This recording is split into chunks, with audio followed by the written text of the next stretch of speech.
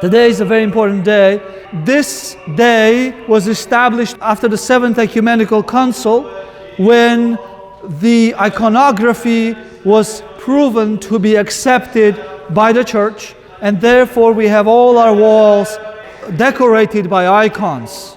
So what happens is, when you have the truth, you stick with it.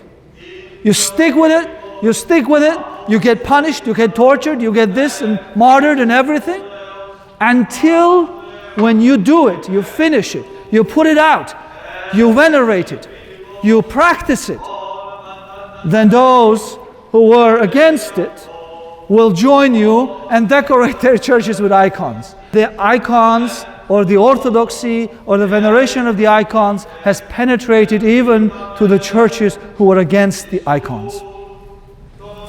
So today, I would like to concentrate our attention not on these icons, because we already have them. The icons aren't new to us. It's been 2,000 years that we are venerating icons. And I have a video on YouTube, History of Iconography. Father Andrew Traigubo, he came down and gave an amazing presentation. I've recorded it, which has about 20,000 views. That's the most viewed video that I have in my channel.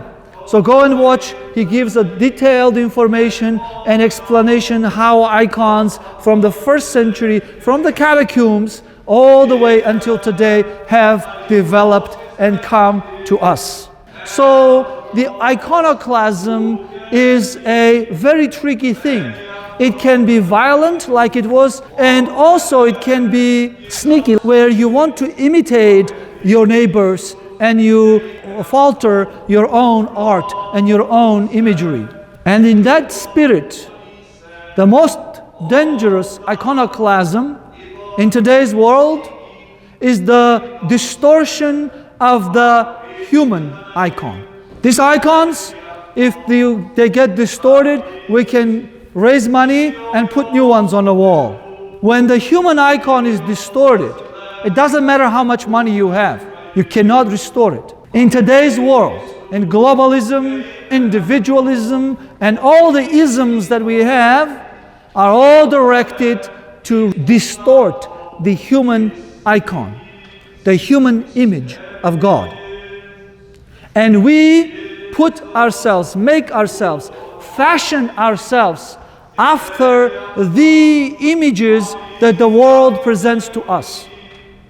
So we leave God, in whose image we have been created, and we fashion ourselves after the world. Like we did when we came as immigrants and took the Renaissance and replaced our icons with. Now we take what the modern world offers because we want to fit in, and we distort the image of God in our heart, and we fashion ourselves after the false image that is in the world. And that is the modern iconoclasm. And we Orthodox are the presenters of true icon of Christ. We are the image of God. And in today's gospel, the apostle Nathanael came to Christ because Philip went to him and said, "I have found the Messiah." In other words, I have found the prototype. You are in his image, but you are distorted.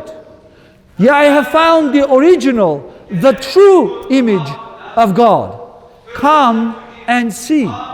Come and see has become the motto of Orthodoxy. We cannot go tell people what God looks like. We will go out there, we will tell people, come and see the true image of God, which is in our orthodoxy. Orthodoxy is not an abstract thing. It is the true form of worship. Unless you're worshiping God, you are not Orthodox. In your mind, you may think you're Orthodox, but doxa means to glorify, right? So if we are not actively glorifying the true God, then we are not Orthodox. And if we went out and found distorted image of God like Nathanael was, we need to tell them, come and see the true worship of God, because in that worship you will find your true image, your true identity, your true humanity. I want to tell a little story that is not in the gospel, and then I'll finish. The reason Nathanael could recognize Christ is because, according to some tradition that is not in the gospel, Nathanael was sitting under the tree and praying God to send the Messiah a day early, because Jews were suffering under the Roman Empire and they needed a Messiah to rescue them. So when Christ says to Nathanael, I saw you under the tree, it's not an accidental thing. Nathanael knew what he was doing under the tree. And Christ, wink, wink, says, I know what you're looking for. I am He. And that's why Nathanael says, my Lord, my God, and he venerates, worships Him. Dear brothers and sisters, the world is in more pain today than it was in the first century in Israel. The Israelites knew clearly that they worship the only God and that they are suffering under the yoke after the invasion of the Roman Empire. In the modern world, in the modern iconoclastic world, where the image of God is attacked day by day in us, we are suffering the same way. But we Orthodox are very, very blessed to be here looking at the image of Christ. That is our true image. But there are people out there like Nathanael who are seeking the image of God, who are praying to find the way, who are asking God to show them the truth. And it takes a Philip to go out and find those Nathanaels and tell them, I know where the true image of God is. Come and see. And when they come and see, they will say, my Lord and my God, now and forever, and to the ages of ages. Amen.